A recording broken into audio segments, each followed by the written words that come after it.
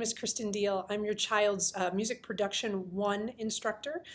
This semester we're going to be doing some really great recordings and personal mix projects and learning how to use microphones for recording vocals and drum set and guitar, and I'm very much looking forward to working with your students on all of these different items.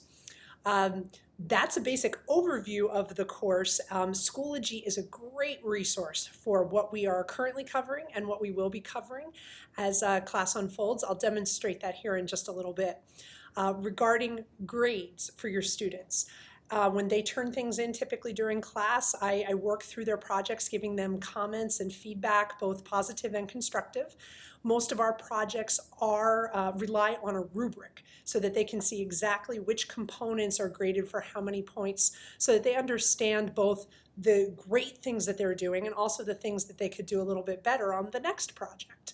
We consider projects to be sort of like worksheets in this class. Each time we work on a different project or work of art, if you will, a song, then we can take all that stuff and apply it to the next project as well, just like you would on a worksheet in math class to get ready for a test. If there are any questions about a student's grades, normally they're updated right to PowerSchool, and I try to keep that pretty well in line so that it's easy for you to understand, for the kids to keep track of. But if there is a question, you can always email me, kristendiehl@cocalico.org. We do mostly, like I said, projects in this class, although on occasion we'll throw in a small little 5 or 10 point assignment just to check some understanding of maybe the things that we talked about, the different tools that we're working on to figure out how to do the next project. Like, for instance, today we talked about how to use the scissors tool in Logic Pro, which is one of our great recording interfaces that we have here.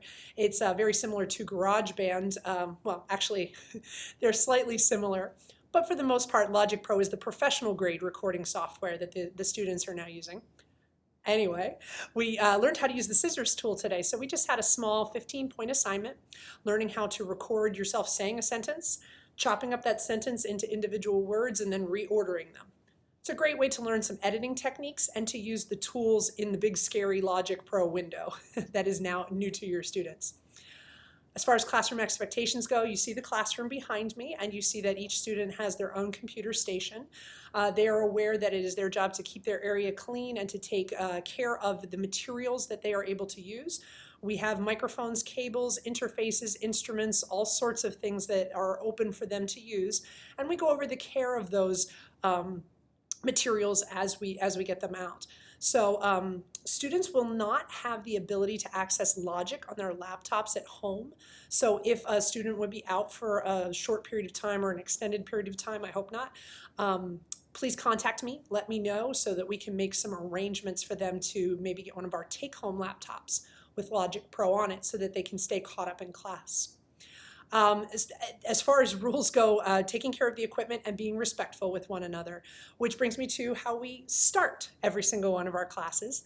The students each come in each day, one per day, and they choose a song that they'd just like to play. We listen for the first 5 minutes to a piece of music that they have chosen, a song that's interesting to them, or a song that they can't stand, and we try to figure out what it is that they might want to emulate or kind of never ever do again in one of their mixes. They've provided some very interesting examples so far, and I look forward to seeing what they each get to do as the semester unrolls. Again, I gave you my email address if at any time you have any questions with regard to the course content, your students' grade, how they can do better, how they might have extra opportunities. Please let me know. And now I'm going to flip the screen a little bit here to a demonstration of Schoology so that you can just see where those things are laid out, to give you a little more background information.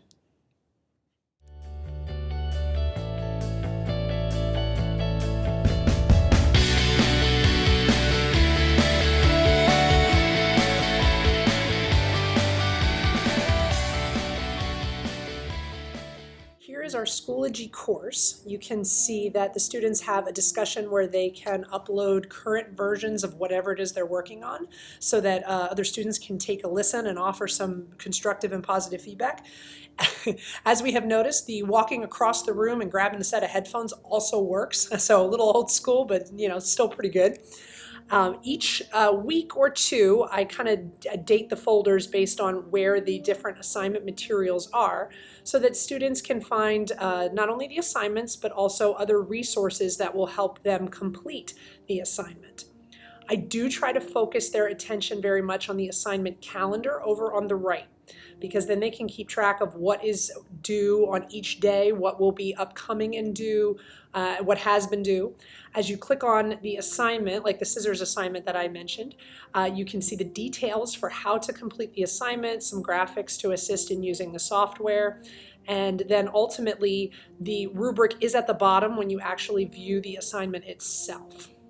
So you can see at the bottom of this assignment here exactly how to earn the points that are on each of those assignments. As we go back here, that pretty much points out what our class involves as far as Schoology is concerned. So if you have any questions, feel free to email. Thank you very much for checking out the video, and at any time, if you would like to hear your students' projects, head to Schoology. Any of the discussions are open so people can check out what the kids have created. I'm very proud of their efforts so far and can't wait to see what they come up with this semester. Thanks again. Have a good night.